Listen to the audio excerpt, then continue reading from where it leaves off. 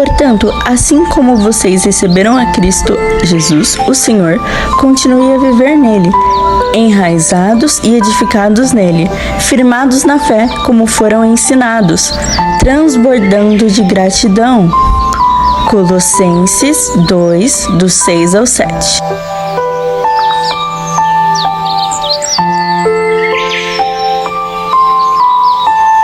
Bom dia! Estamos de volta com as nossas reflexões matinais enraizados em Cristo. E nós estamos meditando no tema Vida Cristã Normal. Aquele que vive em Cristo, ele anda no Espírito. E é o tema da nossa meditação hoje. Romanos, capítulo 8, versículos 3 e 4 dizem assim: Porquanto o que for impossível à lei, no que estava enferma pela carne, isso fez Deus, enviando o seu próprio Filho em semelhança de carne pecaminosa, e no tocante ao pecado. E com efeito, condenou Deus na carne o pecado, a fim de que o preceito da lei se cumprisse em nós, que não andamos mais segundo a carne, mas segundo o Espírito.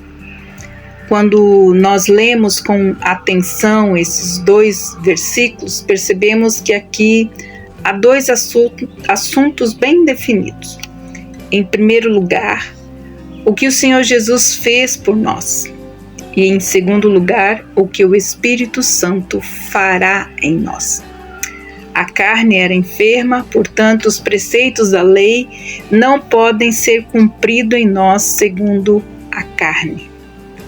Lembremos de que andar no Espírito é agradar a Deus e não a carne.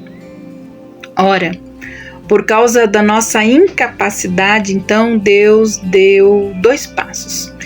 Em primeiro lugar, Ele interveio para tratar a essência do nosso problema, enviando o seu Filho na carne que morreu pelo pecado.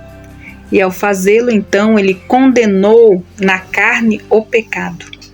Isto quer dizer que, como nosso representante, Ele levou à morte tudo quanto em nós existe que pertencia à velha criação, a qual nós chamamos de velho homem, a carne ou o eu carnal.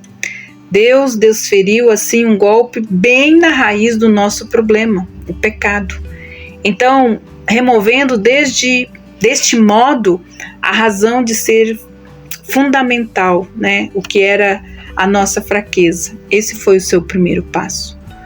Contudo, fala que o preceito da lei ainda estava para ser cumprido em nós. Mas como podia isso ser feito? Então, tornou-se necessária uma nova provisão de Deus, a nova provisão de Deus, a do Espírito Santo, que veio habitar em nós. Ele é enviado para cuidar de todos os aspectos do nosso interior. É Ele que realiza esta obra em nós à medida que nós andamos no Espírito. Mas o que significa andar no Espírito? Significa duas coisas. Primeiramente, não é um trabalho, é um andar. Graças a Deus, o esforço opressivo e infrutífero que nós fazíamos quando andávamos na carne para agradar a Deus, hoje dá lugar à nossa dependência bendita da sua eficácia, como diz Colossenses 1:29, sua eficácia que opera eficientemente em nós. E por essa razão que Paulo contrasta, então, as obras da carne com o fruto do Espírito, lá em Gálatas, capítulo 5, versículos de 19 a 22. Em segundo lugar, andar no Espírito implica em sujeição a Ele. Andar segundo a carne significa que me submeto aos ditames da carne. E nós vimos, então, nos versículos acima. E isso só nos levará a conflitos com Deus. Andar no Espírito é estar sujeito ao Espírito, Quem anda nele, de modo nenhum, diz a palavra, pode agir de maneira independente dele. Eu devo estar sujeita ao Espírito Santo. Todas as iniciativas da minha vida devem ficar com ele.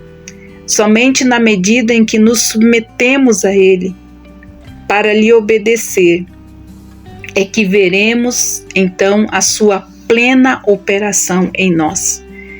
É o que diz lá em Romanos 8,14. A lei do Espírito da vida, bem como o cumprimento do preceito dessa lei. Tudo o que procuro fazer quando eu estou andando no Espírito é agradar a Deus, já não mais agradar a mim mesmo. Como diz, todos os que são guiados pelo Espírito de Deus são filhos de Deus, e eles andam na sua vida normal, andando no Espírito e fazendo tudo para agradar a Deus. Então, nós estamos familiarizados, com as palavras da bênção apostólica, que está lá em 1 Coríntios 13:13. A graça do Senhor Jesus Cristo e o amor de Deus e a comunhão do Espírito Santo sejam com todos vós.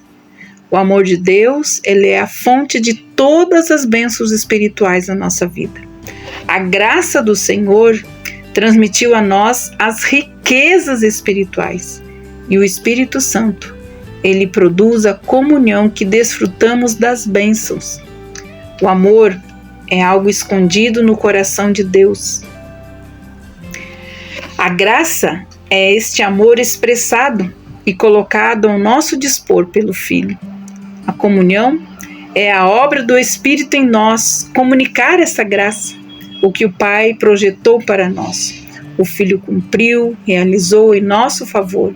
E agora que vivemos nossa vida cristã andando no Espírito, ele comunica toda essa obra e transmite a cada um de nós. Portanto, quando descobrimos algo novo que o Senhor Jesus alcançou para nós lá na cruz, devemos tomar a atitude firme de sujeição e obediência ao Espírito Santo. E assim, estará então aberto o caminho pelo qual ele possa concretizar isto em nossa experiência, transmitindo a nós então este ministério. E com este propósito, foi com este propósito que ele veio, para fazer com que tudo quanto é nosso em Cristo venha a ser uma realidade em nossa vida. Muitos de nós sabemos, como diz a palavra de Deus, que Cristo é a nossa vida. E é o Espírito Santo de Deus que gera a vida de Cristo em nós. Por isso ele precisa governar a nossa vida, para que ele possa reproduzir a vida e também o caráter do Senhor em nós. O Espírito Santo de Deus reside em nós. E esse fato, amados, não é pequeno. Isto é a coisa mais importante que nós podemos conceber e entender na nossa vida. Nós precisamos conhecê-lo como uma pessoa viva e conhecê-lo como o Senhor da nossa vida, que nos orienta diariamente e nos faz andar no Espírito para agradar a Deus. Que Deus abençoe você. E até amanhã com as nossas reflexões matinais, enraizados em Cristo, a vida cristã normal. Medite nisso. Nós precisamos andar no Espírito para agradar a Deus e não a nossa carne. Que Deus abençoe você e até amanhã.